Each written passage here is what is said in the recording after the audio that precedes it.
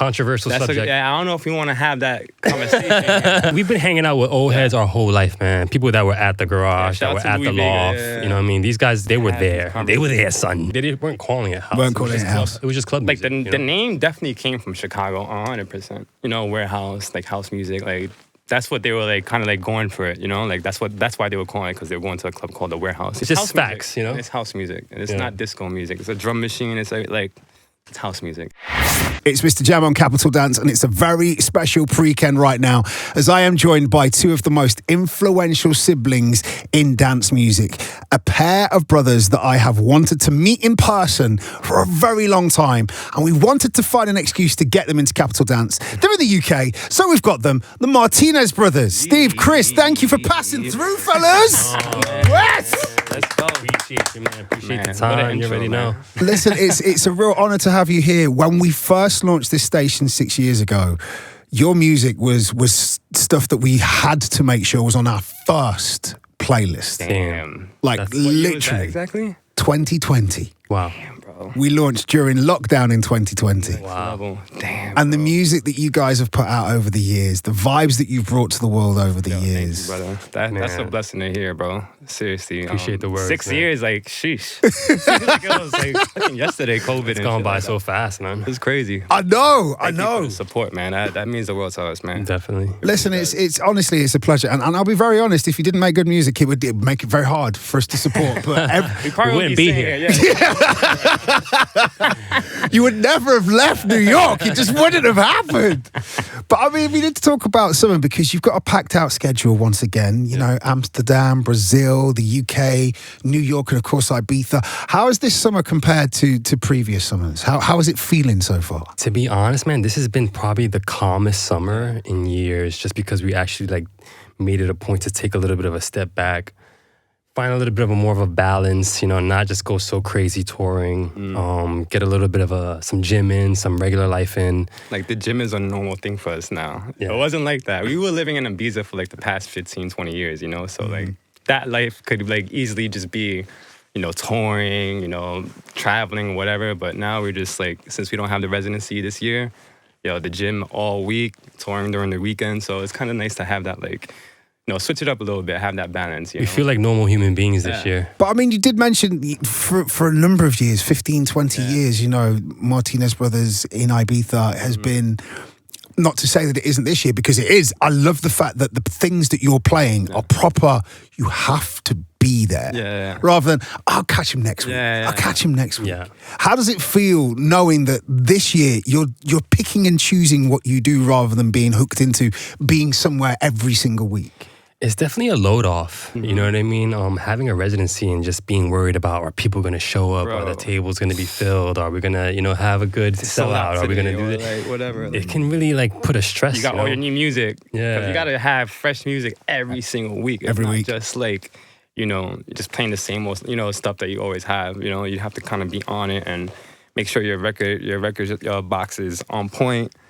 And you just got new stuff to play all the time. So it's just every week playing could be a lot. You know what I mean? Not only just the music aspect, but, you know, just we're always touring on the weekends as well. And got to be back for Tuesday. And it could be a lot. You know what I mean? So it's kind of nice kind of having a year off. You know what I mean? And just, you know, doing sometimes scarcity is nice, you know what I mean? Like, have people miss you a little bit, you know what I mean? And definitely. Like, maybe they can't like catch us the next week, so they have to catch us when we're there. You know what I mean? So I think that's kind of cool as well, you know? Yeah. And it makes us really miss the island a lot more too. Yes. I'm not gonna lie. Yeah. Like, anytime we have been on the island this year, it's just been like, damn. You know, maybe next year we get a little crib here again or something. You know, like, we get that like kind of feeling, because the energy in Ibiza is just unmatched, obviously. You know, so. Yeah, but it has been a blessing just moving away this year and just taking some time to like focus in the studio and like really like get music out and like get prepared for, you know, releases and stuff like that. You know, it's hard to do that when you have a residency every week. But speaking of releases, this new record with Stevie Appleton, the very first time I heard it, it blew my mind, because it feels so classic New York 90s house. The stuff that I grew up, literally, it's in my blood, it's in my veins, but it's still fresh at the same time. Like, talk to me about the process of that record. It's so crazy because the record that you hear today is like the version. 5th iteration. You're joking? It's like the Yeah, fifth version. man. Yeah, Like it's crazy. shout out to Stevie Appleton. He, we got the record from him, a demo version, had his vocals, had that little guitar riff in it. But we were like, you know what? Big up. But we was like, you know what? Let's do something different. And we made it totally dark, bro. Yeah, We like oh my went God. electro, disco type. You know Yeah. what I mean? And we went and Completely opposite of what you're hearing now. Basically. Okay. and they just didn't get it. Nobody got it. You know what I mean? So we're like, you know what? Yeah. I think a part of collaboration is compromise. You know what I mean? And when you're collaborating with other people, we have to keep everybody happy. You know what I mean? So it's like, you know what? Let's go back to the drawing board. Let's go back to like kind of the original idea, and that's what you Like hear we today. kind of took it and just said, all right, let's put our spin on it. You know what I mean? Yeah. Just like without even just thinking that, all right, this is how it should sound in the club or whatever, or how we think it should sound in the club. But I remember we had played that first version in New York, and me and my bro just looked at each other like, this ain't it, bro. No. We thought it was it, but it wasn't. So we went back to the drawing board and did some more work on it. And yeah, now you hear it 5 versions later.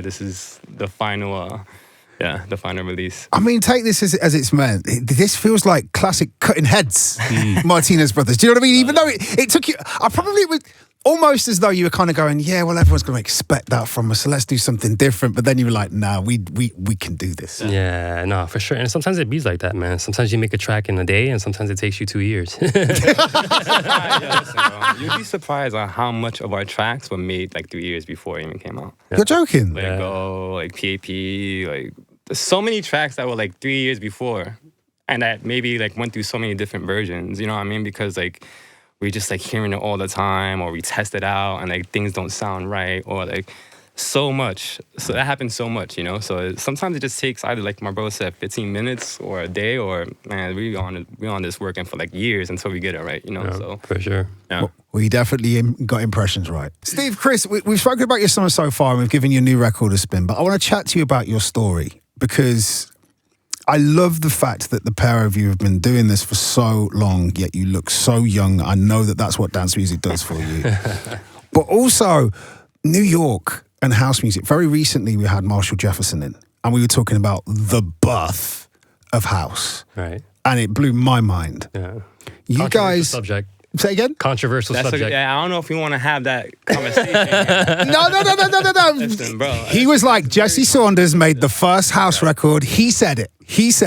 And then he told the story of how, but his version of Chicago. No, yeah.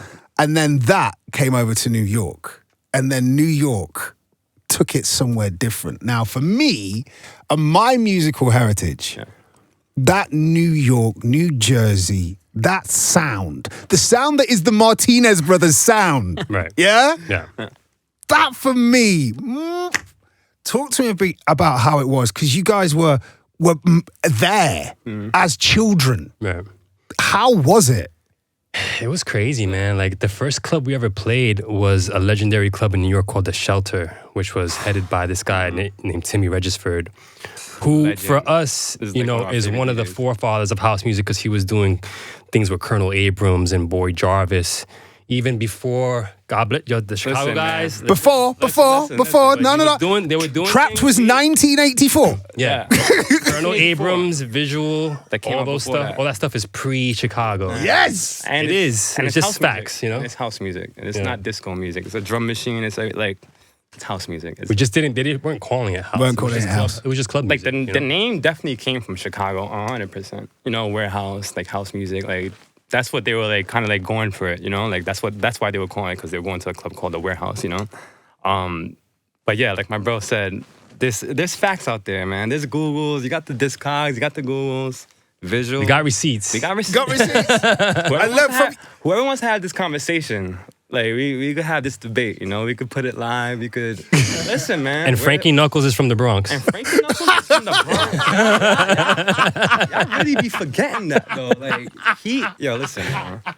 Frankie Knuckles, Lila Van, they like went to high school together, bro. You know what I mean? Like, I from what I heard, the owner of Warehouse wanted Larry, but he couldn't do it. You know what I mean? So he got Frankie, and Frankie was working with like Larry, like in the club. He was working with Nicky Ciano, yeah. Yeah. Like he was already like in. You know what I mean? He wasn't popping as a DJ just yet. So from what we heard, and let's It's on Google. You know what I mean? I'm always saying that. We can have this conversation. Not only We could go Google, on all man. day, We've been hanging out with old heads our whole life, man. People that were at the garage, Yeah, that shout were out at to the Louis Vega, loft. yeah. You know what I mean? These guys have firsthand, you know, accounts. we've had this is this not like Watching Dave Louis Mancuso Vega, like literally yeah, being there our and dad, our uncles, man. They were had this there. They were there, son. Love that, bro. I mean, I didn't think it was going to be so controversial, but look, you mentioned Timmy Regisford, and of course, you know, for me, again, being the geek that would read the back of the liner notes, you're seeing this music, you're hearing this music. Yeah. And for the pervert, you mentioned Shelter. Bro. We idolized that club, man, and then that was the first club we ever stepped into. You know what I mean? And got to play and got to meet Timmy that night and became friends with Timmy. And like, bro, I get goosebumps thinking about it right now. It's like that's one of our biggest idols. You know what I mean? Crazy. So it's just crazy, That's man. wild. Like the chronology of everything, you know? No, before like we even like played there, we were already doing we had years of like doing research, man. Like I'm talking about before we started playing in clubs and all that stuff, like we were already years in like digging, like searching the internet was just started to really pop with like information and stuff like that. This is around like 2003, 2004, you know what I mean? And yeah, just like doing as much research as we could. You know, so when we did get to that point, when we heard about Shelter, we already knew about it. You know, we was telling our uncle who was visiting from Florida to like, yo, you got to make sure you hit Shelter. You got to go to Club Vinyl. Go there and tell us what it's like. And we're like, Bring us back a shirt. And we're like, telling him this. You know what I mean? Like, yo, you got to make sure you go to Vinyl. You got to make sure you get us a shirt. Get us a Club Shelter shirt. Or like, he did. You know what I mean? But yeah, it was so cool because like my bro said, like Timmy is somebody that we would listen to on the radio all the time. You know, this is a point where like it was normal to hear house music and mixes and stuff on the radio like that, you know, in New York. So he always had this mix that me and my dad and my bro would just always constantly listen to, and to have the opportunity to play at the Shelter alongside with him on the same night, you know, was just like, what's going on right now? We couldn't believe it, you know. Life-changing. It's just something that we never thought, I never personally thought that this could happen, you know what I mean? We were just doing it, we were DJing because we just fell in this rabbit hole of what we love, you know, it was a passion.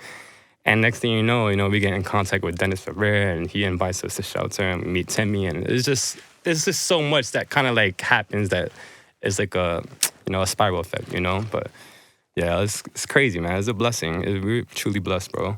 And the music, man, there's a soul. There's a deep, deep soul to it. And I suppose for me, you know, again, New York, the birthplace of hip hop. No argument with that.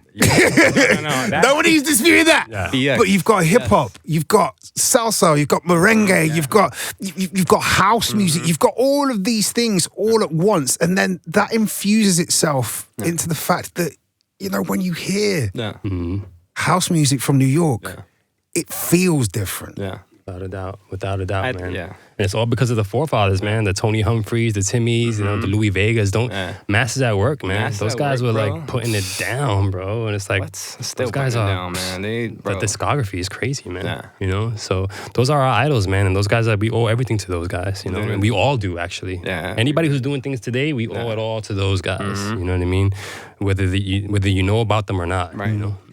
I suppose I want to ask you, because you've been around it for a good long while now, you know, it feels like we're in a space where underground music is crossing over to the mainstream without any form of watering down. And the last time that was happening, it was Masters at Work. Like the 90s. Yeah. Like Party in the Ghetto, David Morales, all that With type Anna of stuff. Vogue, you know, all that stuff. Like, like it's that. just everything comes back around. But how does it feel now? Because obviously you guys have got cutting heads. You've got your label. You know, you're playing around the world. How does it feel now knowing that you guys are at the forefront of what is happening with dance music internationally? But it's getting to this bigger audience. You're playing bigger stages. More and more people are realizing they should have been here already. Yeah. I mean, it's great, man. It's like everybody's catching up now. It's like, but we've been here. You know what I mean? Bro, We were waiting for everybody to catch up, really. You know? 100%. Like, there's so many kids that I went to high school with and stuff that they were like kind of like trash what I was listening to or like whatever. And like, oh, what are you listening to? This, that. Like, they didn't get it. But then now, like, they at the parties, they at the clubs, they like, yo, I love Can I get guest list? Number one question Like, of the last life. decade. But it's crazy, man. It's been beautiful to see it like kind of come back around to that like point of like, all right, you know, it's global. It's a global thing. You know, it's beyond. It's mainstream right now. You It's know, like we told you. yeah. Yeah. Yeah. But it's mainstream without compromise. Yeah. No, 100%. You're not having to change the anything. Proper house is like at the forefront now. It's not like 100%. this kind of other version or like EDM. It's like proper house music. Yeah. So it's nice. And you have all your variations. You have people that make like, you know, radio house and all that types of stuff like commercially. But like my bro said, there's just so much good house right now that's on the radio and on, you know, people's radar. It's really dope to see at the moment. Yeah, man. Without a doubt. Most definitely. I mean, look, I couldn't let you go without asking a question. And it's a question that I'm putting in front of every artist that passes through. I believe that we are in that point in this cycle where those artists that put out an album now, you're guaranteed yourself another 20 years. Right. Martinez Brothers album? Definitely in the works, brother. We've been in the studio nonstop, compiling tracks. You know, guys, we've been making an album for like the past 20 years. I feel like our mind is just goes so fast sometimes. It's like we just make so much music. Because me and my brother make music 24/7. You know, like this is not something that we just do on the weekends. Or like when we're home, when we have time off, we're just consumed with music. Like it's always been the process of like, yeah, we should put this out as a project and stuff like that. But we just never really been satisfied with like what we've had. And that's just on our opinion, you know what I mean? So Sometimes perfectionism is not That's the what- best that's thing, annoying. man. Yeah. It's like the enemy of progress, they say, right? annoying. And that's one of our It really biggest is. things. Like sometimes we're too perfectionists, you know, and it's like Yeah, too but- critical of our annoying. own thing, you know? But it just means that you put out the first album, then you move on to the second. Yeah. But it's like once it's out, bro. You know? Yeah, what I mean? know. It's like this is it. But you don't make rubbish music. I know. Yeah. Nah. Not even that. I think we It's just hold ourselves to such a high standard, you know? And everything. it has to be perfect. No, it doesn't. No, it gotta be doesn't. perfect. Tell me, you could count on one hand with fingers left over of albums that are perfect Right. with zero skips. Yeah, You can count Sure. them. Graduation. Kanye. What's yours? Go. Illmatic. Of course. That has zero skips. But it's always been in our mind. Trust me, man. You know how many times we've always said, yo, we gotta do an album, gotta do an album, gotta do an album. But also we never really had that much time. You know, Now you have. Now that we do, we've been cooking up so much music and have the most An music album's that- worth. Yeah. I'll put it on you. Actually, yeah, for sure. Yeah, like this is the most music we've ever had, like ready to go. Like I don't think ever in our In career. years. I do feel like I'm speaking on behalf of the fans. Like I'd love to hear a long body of work from the pair of you. I'd love to hear how you would sequence it. I know that you come with interludes. Oh yeah, That's the thing. We come from like a know. Mad Lib school Yeah, too. You know what I yeah. mean? Like beat conductor tapes for us were like It's so everything. funny. Donuts has got no skips as well. yeah. got- Dilla's Donuts. No skips. Actually, No that's skips. controversial. I'm a Dilla head, bro. Yeah, we like can- when it comes to Dilla and Madlib and that era of music, J-Lib had skips. J-Lib definitely has, but Dilla Donuts had a few- There's like one skip in. There's like one or two skips in there. Yeah. You know what I mean? That's like okay, this beat Hey. is cool, but then got other stuff in there that's like, well, that don't even matter anymore, bro. You know what I mean? But I know. But if Dilla can put out an album that's got skips, why can't the Martinez Brothers? Oh, That's a bar. That's a bar. that's the mic drop. No That's like, excuse. It's been nice talking to you. This is Capital Dance. I'm coming out 2 months. You know what I mean? Shout out to Capital Dance. I'm on the way and shit. no, in all seriousness, I mean, trust me, I'm putting it on you because I'd love to hear it. No, you're absolutely right. Steve, come on. Like, we always talk about, this is something we talk about all the time and we're gearing towards, you know, for sure. So, yeah, this year, again, we have so much stuff that we're just in the pipeline that we have ready to come out. But an album is definitely on the top of the list, 100%. Even just for us, because, like, dude, like, we put out mad mixtapes. We put out Space Jams 1, 2, 3, and they all have interludes and stuff like that. We come from that era of, like, skits and, like, interludes like that. Like, and we love that type of stuff. And, of course, that's going to be in there, you know. Like, It's about the storytelling it's at the about end the of the day. storytelling, You know? yeah. We love that type of, like, cinematic, you know. You listening to, like a Raekwon, like Cuban Links or something like that. You just hear all those skits and stuff like that. It makes it like cool, you know. But yeah, we got you. We got you for sure. We hear you loud and We clear. hear you loud and clear. I won't labour the 100%. point because I want you to come again. So, but the next time that we catch up, I would love to hear more music. I would sure. love to see. That's Like, all. I honestly, from a life perspective, I love what you're doing this year.